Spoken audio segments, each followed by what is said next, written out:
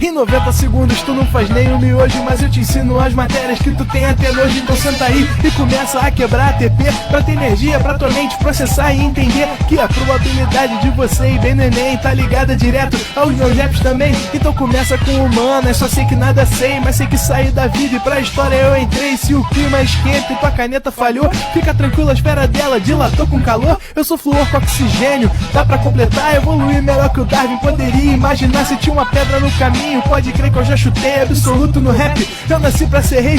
Cria uma sociedade aos modelos de Durkheim. O mecanismo dela própria é que diz pra onde vai minha inspiração. Thomas Edison dizia: é 1% e o restante o trabalho que faz. Então senta o rabo aí que eu vou te ensinar. Sometimes rap is the best way to learn, rapá. Eu não compreendo, pero no puedo hacer. É só estudar e ouvir as dicas que eu dou pra você. Confere suas respostas e faz tudo com calma. Manda bem na redação, faz do fundo da alma. Esse é o tópico frasal, ainda tem argumentação. E a resposta pra você eu deixei na conclusão. Se tá nervoso, se acalma pra mandar bem. E se liga nos vídeos que eu te preparo pro Enem.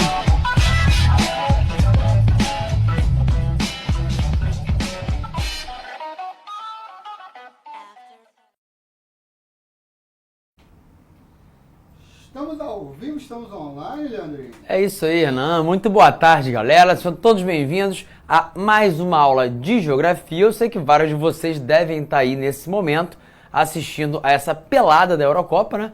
Parece que até agora não saiu nenhum gol. Portugal e França estão com uma dificuldade tremenda de botar a bola no fundo da rede. Mas o papo aqui não é sobre Eurocopa, e sim sobre o leste europeu.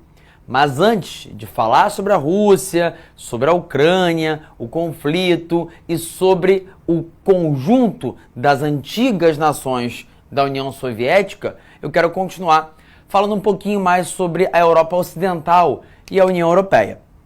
Na semana passada, eu expliquei a vocês a diferença entre União Europeia, Espaço Schengen e Eurozona.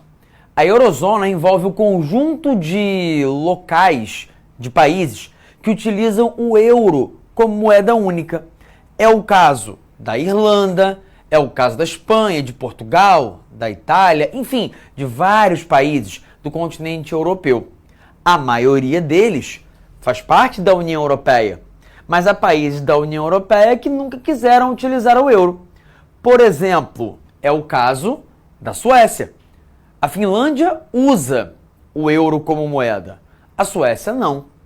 Nunca quis utilizar o euro, tal como o Reino Unido preferiu continuar utilizando a própria moeda.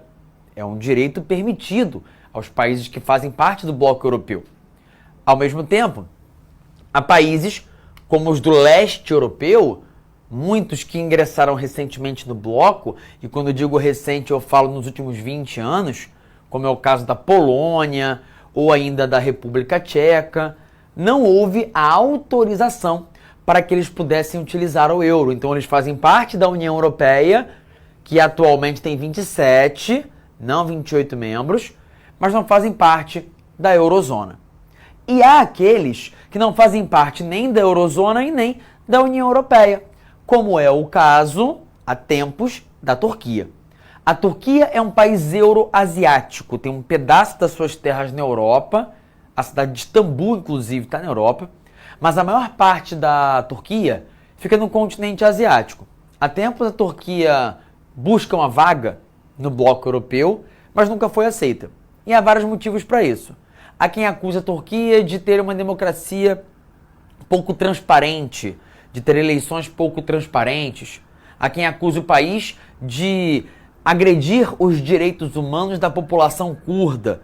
Mas a verdade é que uma boa parte das razões para que a Turquia não tenha autorização para entrar no bloco europeu envolve o fato de ela ser predominantemente muçulmana e os países da União Europeia não quererem um país muçulmano populoso, como é a Turquia, dentro do bloco do qual fazem parte, e também o fato de que a Turquia é um país muito populoso, que lhe daria muitas cadeiras no Parlamento Europeu, ou seja, um poder político muito grande, maior do que o de nações tradicionais. Temos ainda o espaço Schengen, que é a área de livre circulações de livre circulação de pessoas dentro do bloco europeu, mas não apenas dentro do bloco europeu. Repara uma coisa interessante.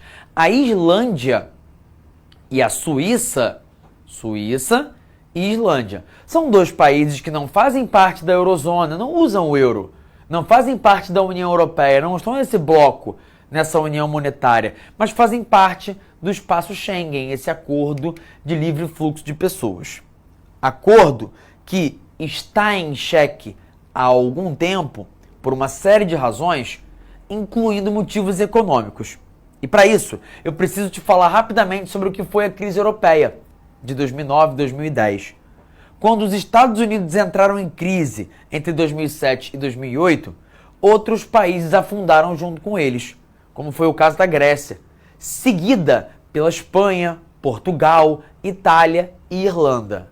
Portugal, Itália, Irlanda, Grécia e Espanha, a partir daí, passaram a ser chamadas de PIGS, um grupo de 5 países que entrou em recessão entre 2009 e 2010, onde a dívida pública subiu muito rapidamente, em que o desemprego subiu muito rapidamente, o que gerou especulações, dúvidas, temores sobre o futuro do euro e da própria União Europeia.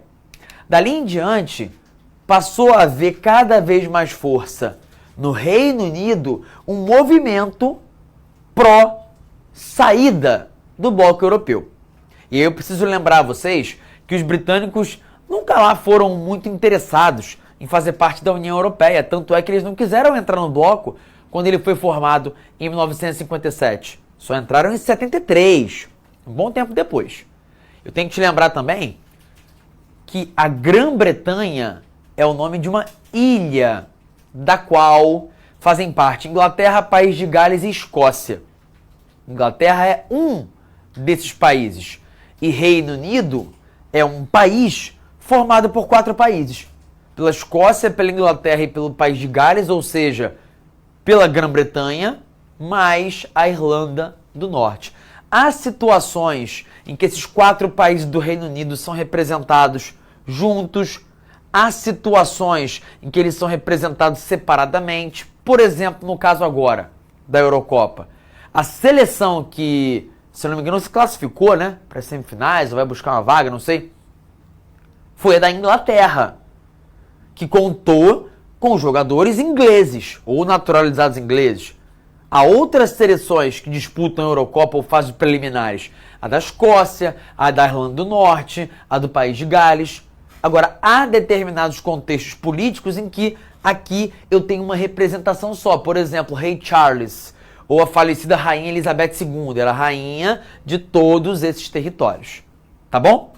Portanto, há alguns anos atrás, em virtude das críticas sobre a União Europeia e de um ceticismo sobre o futuro da União Europeia, cresceu um movimento no Reino Unido, mas principalmente na Inglaterra, pró-saída do bloco europeu. Isso culminou num referendo, um referendo no qual a população do Reino Unido, que aparece aqui em amarelo, a população da Inglaterra, do País de Gales, da Escócia e da Irlanda do Norte, pôde votar nessa cédula aqui, dizendo: queremos continuar sendo membros da União Europeia ou queremos deixar o bloco. Por uma diferença muito pequena, tá? 51,9% a 48,1% venceu o grupo dos que queriam sair. E isso levou a um Brexit, a saída britânica do bloco europeu, que passou a ter 27 ao invés de 28 membros. Mas repara, não foi uma votação homogênea. O pessoal da Inglaterra, especialmente do interior da Inglaterra, a população mais velha, branca, conservadora, votou principalmente pela saída do bloco. A população em Londres, uma cidade mais cosmopolita, com mais imigrantes, descendentes de imigrantes, votou para permanecer. Os escoceses, os irlandeses do norte, votaram para permanecer, em sua grande maioria. Mas como a maior parte da população do Reino Unido está na Inglaterra, acaba que a maioria venceu quando definiu que queria deixar o bloco. E quais foram os motivos que fizeram essa galera, principalmente os brancos mais velhos, ingleses, dizerem: queremos deixar o bloco europeu. Tá aqui, ó. Dá um print nessa imagem. Nessa imagem aqui, a gente tem uma listinha de vários motivos que foram apontados como sendo os responsáveis pelo voto pró-Brexit. Um discurso de que fazer parte da União Europeia era um problema, que a Inglaterra e o Reino Unido podiam reconquistar a glória do passado muito mais facilmente se deixassem o bloco, que não dava para controlar bem as fronteiras com esse tal de espaço Schengen, mesmo que a Inglaterra nunca tenha feito parte dele, que o euro era um risco, mesmo que a Inglaterra nunca tenha usado o euro e o Reino Unido nunca tenha usado o euro, que essa crise econômica da Europa ia acabar contaminando o Reino Unido, que no bloco seria mais complicado evitar a entrada de refugiados ou de terroristas. Mas a verdade é que, tal como no Brasil, as eleições lá ficaram muito polarizadas e o que mais houve foi zap, tiozões compartilhando um bando de fake news e terrorismo eleitoral, dizendo que as pessoas precisavam votar para deixar o bloco europeu, pois isso traria as glórias do passado novamente. E a verdade também é que uma galera que votou pró saída do bloco depois se arrependeu. Mas aí o leite já estava derramado. E a verdade é que hoje a União Europeia tem menos população, menos mercado consumidor e menos produção, mas quem perdeu mais foi o Reino Unido mesmo. Então, todos os economistas são unânimes em dizer que, pelo menos até agora, os britânicos perderam muito mais do que ganharam, porque perderam esse grande mercado consumidor da própria União Europeia e agora estão tendo que fazer, né, refazer os acordos que antes já tinham automaticamente por fazerem parte do bloco. Tá bom? Agora, olha aí, dá uma printada. Nessa imagem, eu tenho aqui uma lista, uma cronologia de fatos que envolveram o processo de criação e expansão do bloco europeu. Aí tu vai usar isso aqui como resumão da nossa aula de União Europeia. Tudo bem? Passemos agora sim para poder falar sobre Rússia e leste europeu. E aqui nessa imagem dá para perceber uma coisa: a Rússia é grande, né? Todo mundo sabe, mas a bicha é grande, grande mesmo. Tanto que ela faz fronteira com vários países que também são enormes, como o Cazaquistão, que um dia fez parte da União Soviética, a Mongólia, a China. Tem fronteira da Rússia com vários países aqui, ó, do leste europeu, como a Finlândia, como Belarus, Ucrânia. Aqui, nessa parte que fica entre a Europa e a Ásia, eu tenho a Geórgia, a Armênia, o Azerbaijão. E dar conta de um território desse tamanho não é simples. Ter um território grande é uma vantagem, mas ao mesmo tempo é um desafio. Especialmente porque você precisa, dentre outras coisas, ter relações e construir relações políticas com muitos governos diferentes. Tomar conta de fronteiras muito variadas. O que explica que quando a União Soviética deixou de existir, ali em 91, tenha sido criada quase que automaticamente a seguir um outro bloco. Um país deixou de existir e os membros que dele faziam parte fundaram um bloco, um grupo, a Comunidade dos Estados Independentes, formada por 12 países, já que dos 15 que nasceram da antiga União Soviética, 3 não quiseram participar, a Letônia, a Lituânia e a Estônia, porque tinham horror a possibilidade de continuarem independentes ou dominados pela Rússia, e de lá para cá alguns saíram da CEI, como a Geórgia e a Ucrânia, cujas relações políticas com a Rússia são bem ruins. Dá para ver isso claramente no caso da Ucrânia, né? Mas na Geórgia não é muito diferente, não. Pode ser que você não saiba, mas os governos da Geórgia costumam ter dificuldades e relações políticas ruins com os governos russos. Aqui temos então todo um território daquilo que fez parte da antiga União Soviética e que é composto por paisagens naturais muito distintas. Temos algumas áreas de relevo elevado no sudeste da antiga União Soviética e do atual território russo. Temos algumas áreas muito montanhosas aqui, no que eu chamo de região do Cáucaso. E essas áreas muito montanhosas, quando são muito habitadas, costumam ser caldeirões culturais e acabam na prática sendo barris de pólvora.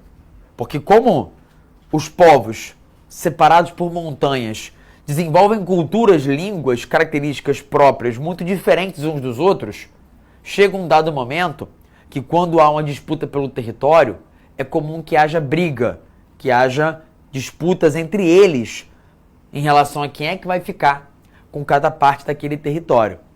Portanto, essa áreazinha aqui, a área do Cáucaso, é uma das áreas mais problemáticas da antiga União Soviética, da atual comunidade dos Estados Independentes, e vamos falar dela daqui a pouco. Porque antes, eu quero te lembrar de uma coisa.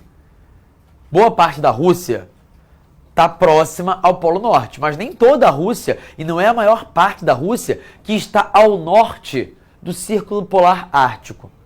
Essa área aqui sim, mas ao norte é a área de clima muito frio, um clima polar, onde as noites são muito longas, onde a amplitude térmica é muito expressiva, o que faz também, no caso da época mais fria, com que o mar acabe se congelando, atrapalhando o uso das águas para navegação, seja para comércio ou para operações militares.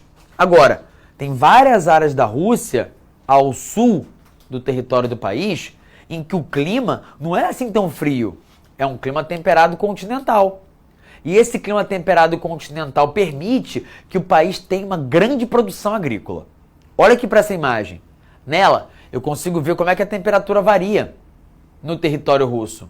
Essa é uma coisa que o vestibular gosta de cobrar, tá? Tenha atenção. Repara como aqui eu tenho áreas onde a temperatura média chega a mais de 20 graus Celsius. E onde no verão a temperatura pode bater 40.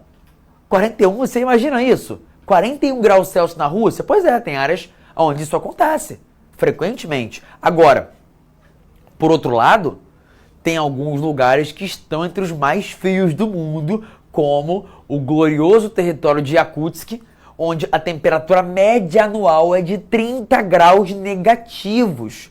Cara, bota no YouTube depois aí, a vida em Yakutsk, ou vivendo na Sibéria, ou a vida na cidade mais fria da Rússia. Irmão, a temperatura chega a menos 70 graus Celsius.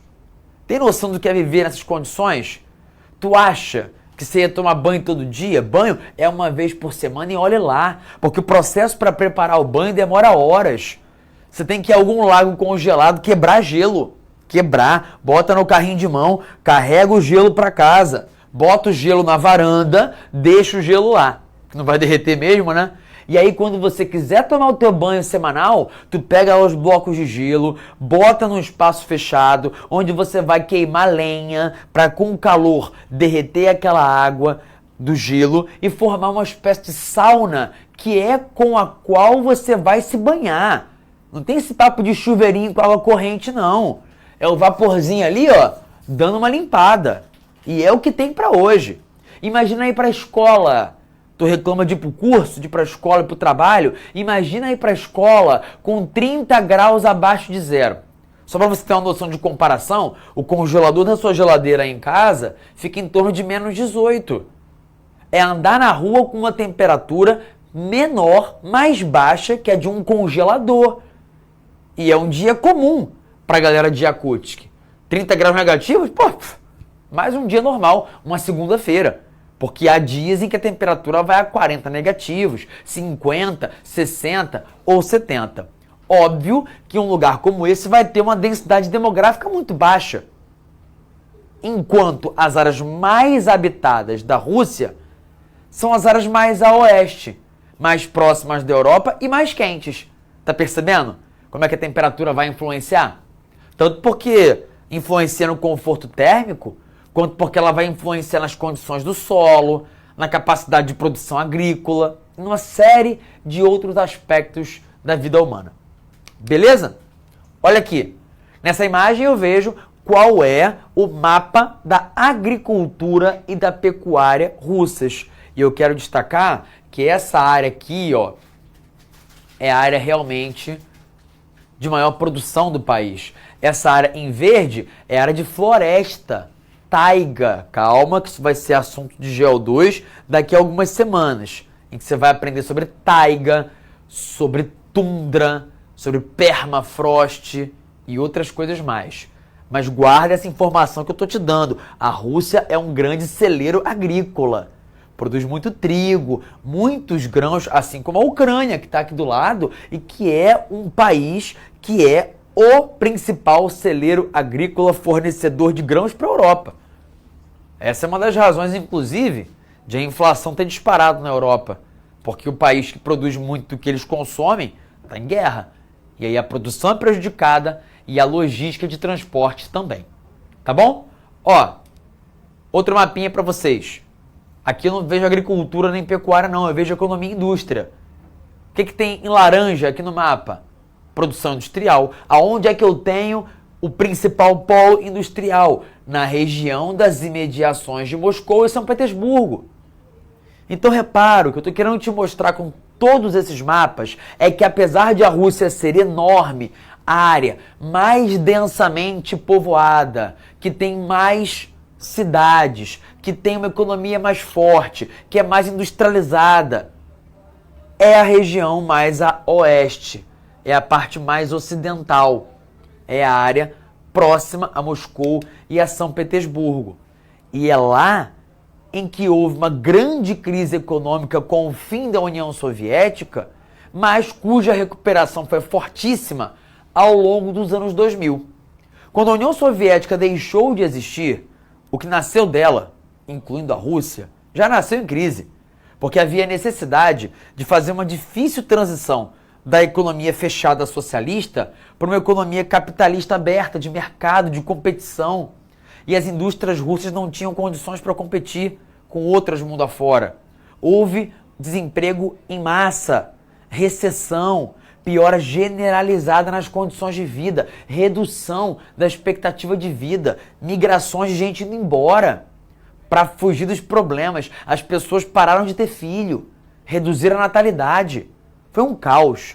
A década de 90 foi terrível para os russos e para o orgulho russo. O presidente, Boris Yeltsin, era um cara que não tinha grande popularidade, era um cara que era chacota por parte de outros países. E isso tudo fez com que o orgulho dos russos ficasse muito ferido. De expoentes da maior nação do mundo junto com os Estados Unidos, eles passaram a ser o povo de uma nação em ruínas. Isso tudo ajuda a explicar o porquê de o Vladimir Putin ser tão popular. O Vladimir Putin pegou uma Rússia em frangalhos e ao longo dos anos 2000, de 99 para frente, simplesmente reindustrializou o país, recuperou a indústria bélica, fortaleceu de novo os exércitos e fez da Rússia novamente uma potência econômica, energética e militar, voltando a dar capacidade para a Rússia de influenciar não só o restante do mundo, mas principalmente o entorno próximo. Isso fez com que, ao longo dos anos 2000, quando ele saiu do poder, dando lugar ao Dmitry Medvedev, na prática, ele continuasse governando. Não mais como presidente, mas sim como primeiro-ministro. E aí depois, em novas eleições, ele voltou a vencer, agora novamente para o cargo de presidente. E numa reeleição, foi votado de novo, disparado, muito acima de qualquer concorrente. Por isso, quando fala-se de fraude em eleições russas, muito mais soa como uma narrativa ocidental para deslegitimar o poder de Putin do que algo concreto, porque a verdade é, com todas as suas contradições, e eu vou abordá-las daqui a pouco, o Putin é realmente muito popular dentre os russos. E o que eu estou dizendo a vocês é, existe uma grande gratidão por parte do povo russo pela enorme recuperação econômica, política e militar que o país viveu ao longo dos anos 2000, em relação ao caos que foi a década de 90.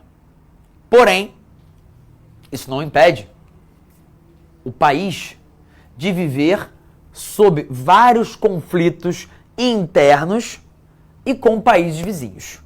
Muito em virtude das fronteiras mal arranjadas desde o fim da União Soviética. E aí eu repito, isso que você vê aqui na imagem é o que era no passado, até 91, a antiga União Soviética. Dela nasceram a Rússia, os 3 países bálticos, Estônia, Letônia e Lituânia, Belarus, antiga Bielorrússia, Ucrânia, aí temos aqui a Geórgia, a Armênia e o Azerbaijão, os países do Cáucaso, e os países da Ásia Central, o Cazaquistão, maior de todos, e os outros menores aqui, Uzbequistão, Turcomenistão, Tadiquistão e Quirguistão.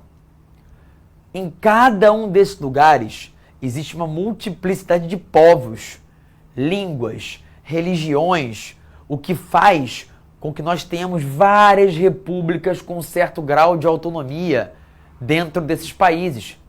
São 15 os países da antiga União Soviética, mas são dezenas as repúblicas dentro de cada um desses países, com muitos povos distintos, etnias distintas e religiões distintas.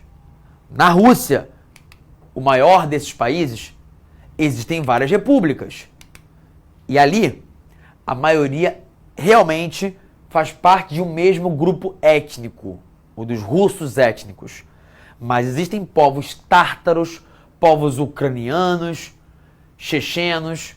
A maioria é cristã ortodoxa. Mas há também outros grupos religiosos, incluindo muçulmanos. Portanto, a gente conclui que realmente a antiga União Soviética é um mosaico étnico e cultural. E isso costuma, eu vou repetir, gerar problemas. Vamos olhar em detalhe para esse pedacinho aqui, ó. Esse pedacinho aqui da antiga União Soviética, que é a região do Cáucaso. Olha só. Aqui na região do Cáucaso, eu tenho um pedaço da Rússia, a Geórgia, a Armênia e o Azerbaijão. E pertinho tem ainda a Turquia e o Irã, que não estão no Cáucaso não, mas são países vizinhos. A Armênia e o Azerbaijão disputam um território que está aqui e que é chamado de Nagorno-Karabakh, onde a maioria é de armênios, mas o Azerbaijão alega que é um território que é seu. Há outras várias regiões separatistas, como o Daguestão, a Chechênia, a Ossétia, a Abcásia, todos eles lugares muito conflituosos, conflitos que envolvem vários motivos. Por exemplo, controlar algumas dessas áreas permite controlar oleodutos, refinarias, campos petrolíferos, gasodutos. Mas, para além da questão econômica, o motivo central realmente envolve aspectos étnicos e religiosos. Olha aqui. Na Geórgia, os principais pontos de conflito são a Abcásia e a Ossétia do Sul, onde a maioria deseja deixar de fazer parte da Geórgia e ter uma república para chamar de sua, um território autônomo, ou fazer parte da Rússia. O que os russos fazem então?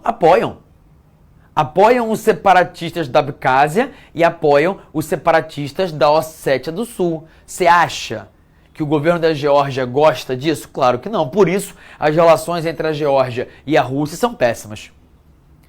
Aqui, no Daguestão e aqui na Chechênia, a gente tem 2 territórios na Rússia e que são separatistas. O que é que eles querem? Ser países independentes. E o governo russo não deixa. Ou seja, é uma hipocrisia que todo país faz. Eu até posso apoiar o movimento separatista em um outro país, alegando que o povo de lá tem direito à autodeterminação, às suas escolhas. Mas no meu território, aí não. Meu território é meu e é indivisível. É o que faz o Azerbaijão. O Azerbaijão, de vez em quando, apoia o pessoal aqui do Daguestão no seu movimento separatista. Apoia pouco, já apoiou mais, porque agora há um acordo entre o governo azeri, do Azerbaijão, e o governo russo. Agora, no território deles, não, nada disso. Nagorno-Karabakh é nosso. Não vou permitir a independência. Inclusive, gente, agora, em 2023, na virada do ano para o ano de agora, 2024, rolou um massacre em Nagorno-Karabakh. Os armênios que moravam aqui foram expulsos na marra, porque o governo do Azerbaijão falou: irmão, vamos retomar esse território. Vou te contar muito rapidamente qual foi o rolê. Quem protege Nagorno-Karabakh e a população armênia daqui são os soldados russos. O governo do Azerbaijão nunca fez nada nos últimos anos porque não quer se indispor com o governo russo, que apoia o pessoal aqui não para que eles ganhem a independência, mas que tenham autonomia e um governo próprio. Em meio à guerra da Ucrânia e da Rússia, os soldados russos que estavam em Nagorno-Karabakh foram chamados de volta, saíram daqui, voltaram para a Rússia para combater na Ucrânia. E aí esse lugar ficou desguarnecido. Eles pediram ajuda à Armênia. E aí o povo armênio de Nagorno-Karabakh ouviu do governo armênio que foi mal, mas eu não tenho condição de entrar em conflito com o Azerbaijão, porque eles têm muito mais armas e soldado que a gente. Então os armênios do governo da Armênia deixaram os armênios de Nagorno-Karabakh à própria sorte, e isso permitiu que o exército do Azerbaijão enfiasse a porrada em todo mundo, matasse vários, cercasse o território, promovesse um estrangulamento impedindo que alimentos, remédios e outras coisas essenciais chegassem aqui, o que forçou a população local a entregar o poder. Então, na prática, a República Autônoma de Nagorno-Karabakh, que existiu até 2023, não existe mais. Tá bom? O pessoal tá comentando aí um nome, eu vi o Osmar, né? Que é o nome de um cara da Geórgia, né? Não sei falar esse nome, não. É o Mertakian, Skaravelha. Tem uns malucos da Geórgia aí que tem um nome meio impronunciável, né? É, Skaravelho aí, né, cara? Skaravelho, né? A Geórgia é um país muito pequeno, mas que tá aí representado na Eurocopa. Fez um bom papel, né? Foi eliminada já, não foi? Foi. Mas fez um bom papel bonito, mostrando que mesmo sendo um país pequeno, você pode ter alguma força em determinados aspectos. Quer um outro exemplo? A Chechênia, territóriozinho pequenininho, meteu a porrada nos soldados russos no começo dos anos 90, na Primeira Guerra da Chechênia. Porque apesar de os russos terem mais soldados, eles estavam sofrendo com a falta de munição, de dinheiro, de comida, em virtude do fim da União Soviética. E os chechenos, minoria, conhecem o território. Um território montanhoso, difícil, cheio de cavernas. Então, mesmo sendo um Davi, eles expulsaram o Golias momentaneamente. Porque aí no final dos anos 90 o Putin assumiu o poder, reorganizou o exército, voltou na Chechênia, enfiou a porrada em todo mundo e recuperou esse território que deixou de ter a autonomia que um dia conquistou. Tá bom? Prosseguindo. Agora vou caminhar para o final da aula falando sobre o caso da Rússia e da Ucrânia.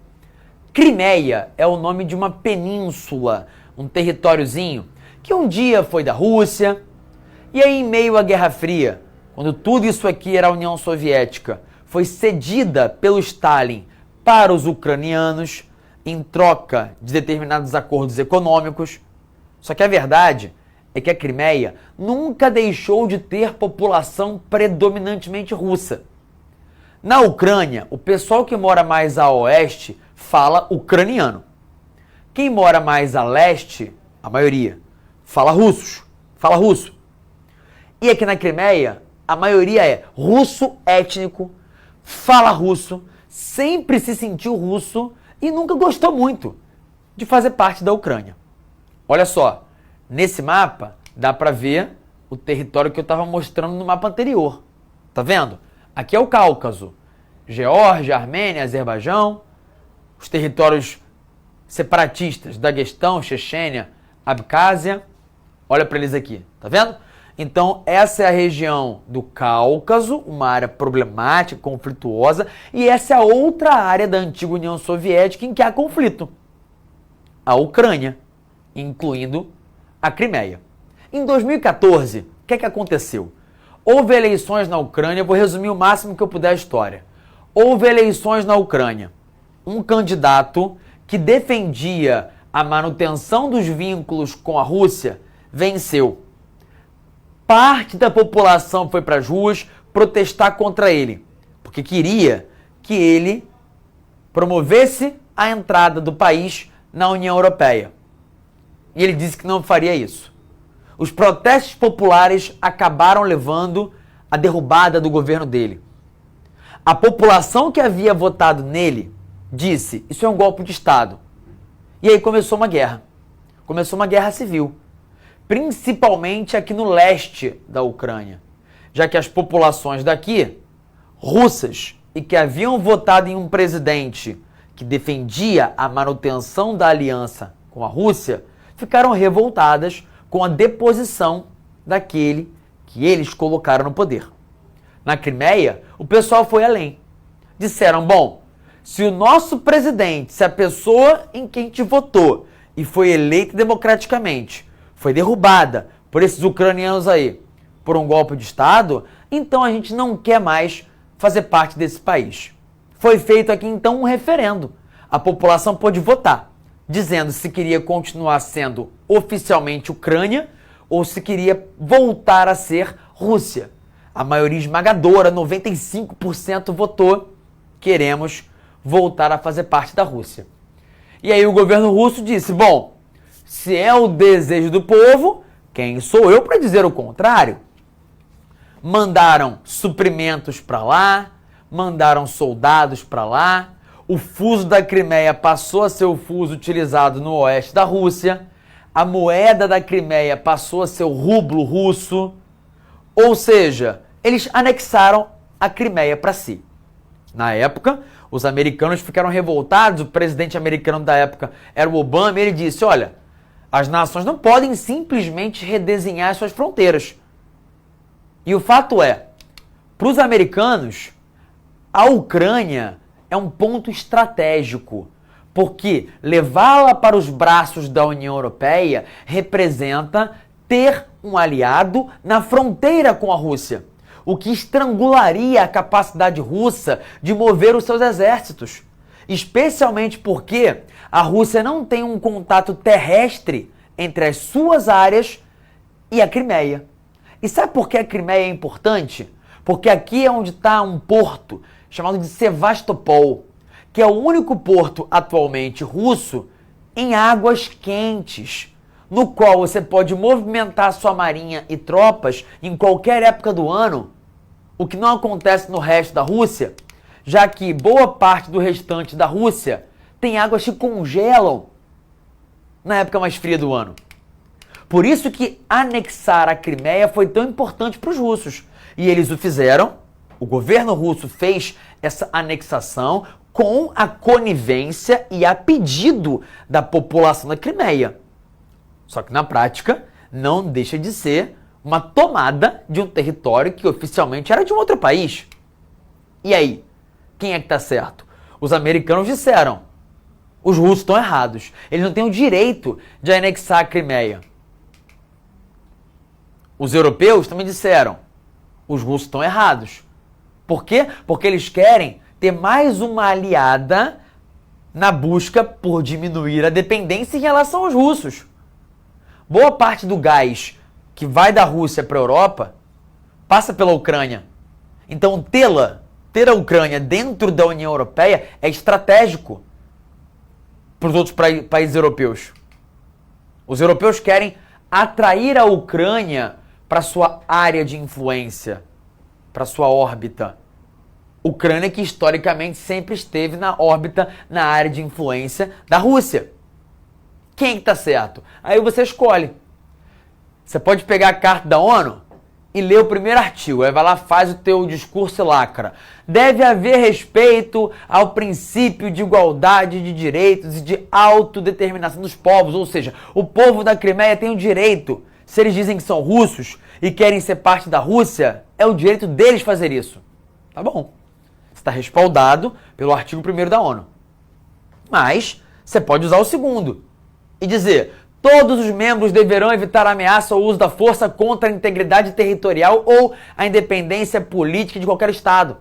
Para dizer, os russos não podem anexar a Crimeia na marra, porque ela é oficialmente da Ucrânia. Então, só se a Ucrânia autorizar, para que esse território passe a ser de um outro país. E aí? A Carta da ONU tem artigo para qualquer um dos dois gostos. Mas o fato é que dali para frente, de 2014 em diante, nunca mais houve estabilidade aqui. Num país que é dividido. Como eu falei, a oeste eu tenho povos que falam ucraniano. Ao leste eu tenho povos que falam russo. Então a influência cultural e histórica russa aqui é realmente muito grande. Muitos dos povos que estão aqui realmente querem mesmo é fazer parte da Rússia. Não se sentem ucranianos. Especialmente esses lugares aqui, que junto com a Crimeia compõem as áreas onde há mais russos étnicos. Crimeia, Luhansk e Donetsk. Esses lugares, desde 2014, vivem uma guerra civil, na qual grupos separatistas buscam a independência, são apoiados por tropas e pelo governo russo e são atacados pelo exército ucraniano, com o apoio, inclusive, de batalhões nazistas, como o batalhão de Azov. Não é que a Ucrânia seja nazista, nem que o povo da Ucrânia seja, mas existem grupos nazistas no próprio exército ucraniano e grupos que atuam aqui há anos, atacando a população local. Até que essa área da Ucrânia, que um dia fez parte do Império Russo e um dia fez parte da antiga União Soviética, viu o conflito explodir de vez há 2 anos atrás, quando a tensão escalou e as ameaças russas à Ucrânia cresceram. No seguinte ponto, o Putin percebeu que faltava pouco para que o governo ucraniano, agora chefiado por Volodymyr Zelensky, realmente aderisse não só à União Europeia, mas à OTAN. E você sabe, já te falei em outras aulas, a OTAN, desde que a Guerra Fria acabou, está avançando para o leste.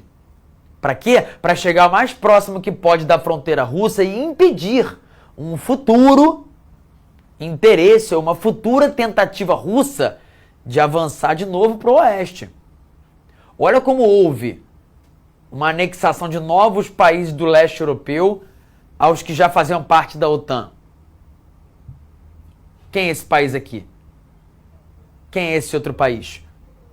São os únicos países que separam a fronteira da Rússia do resto da OTAN. Belarus, aliado incondicional dos russos, quase que um satélite da Rússia, o que o governo manda eles fazem, e a Ucrânia, que por anos foi aliada, mas que há mais de uma década, ou há pelo menos uma década, tem governos que são anti-Rússia e pró-União Europeia. Ou seja, a guerra na Ucrânia é, em grande medida, uma guerra por procuração. Ela não é apenas uma guerra Rússia versus Ucrânia. Ela é uma guerra OTAN versus Rússia. É uma guerra Estados Unidos versus Rússia. E a Ucrânia é a bucha de canhão. A Ucrânia é a otária que entrou nessa batalha a partir de interesses da OTAN e dos Estados Unidos, que não querem, claro, bater de frente de maneira direta com a Rússia, porque não é interessante para ninguém, nem para os russos e nem para eles, mas que querem ameaçar os russos o máximo que podem. Ou seja, se eu estou avançando cada vez mais para o leste, trazendo para mim a Polônia, a Romênia, a Finlândia, e vislumbro trazer a Ucrânia também, eu sei que isso vai atingir diretamente os interesses da Rússia, e eu sei que a resposta provável é um ataque militar dos russos. Então todo mundo que acompanha geopolítica e operações militares sabia que esse movimento político da Ucrânia de se aproximar demais da União Europeia era perigoso. E aí você pode estar pensando, mas a Ucrânia não tem o direito de escolher em que lado ela vai ficar? Na prática não tem não. Infelizmente não tem. É igual a América Latina durante a Guerra Fria, não tinha o direito de escolher em que lado ela ia se aliar. Na prática, ou tu se alinhava aos Estados Unidos, ou ia tomar uma porrada. Ia tomar golpe de Estado, ia sofrer operação militar. Então cada um tem que saber o tamanho do poder que tem. A Ucrânia, a verdade é essa, não tinha condições para bater de frente com a Rússia. E sob o governo de um presidente inexperiente, foi usada pelos interesses da OTAN e dos Estados Unidos e acabou sofrendo uma invasão territorial aplicada pelo governo e pelas tropas russas. Até 2020, a situação era essa. A Ucrânia ainda tinha uma integridade territorial, menos da Crimeia, que já estava sob o controle russo. Agora, a situação é essa aqui. A Rússia tomou um bom pedaço do leste da Ucrânia e tem algumas áreas em disputa. Não é que a Rússia queira tomar o país todo, isso é historinha, é discurso, conversa fiada. O que a Rússia quer de verdade é, impedir que a Ucrânia entre na OTAN, porque se a Ucrânia entra na OTAN, os russos deixam de poder entrar nesse território. Porque atacar a Ucrânia dentro da OTAN é atacar a OTAN. Então eles fizeram o quê? Atacaram antes. E segundo motivo, o que a Rússia quer é criar um corredor terrestre entre o seu território e a Crimeia para deslocar tropas por aqui, porque isso permitirá a eles uma mobilidade militar muito grande.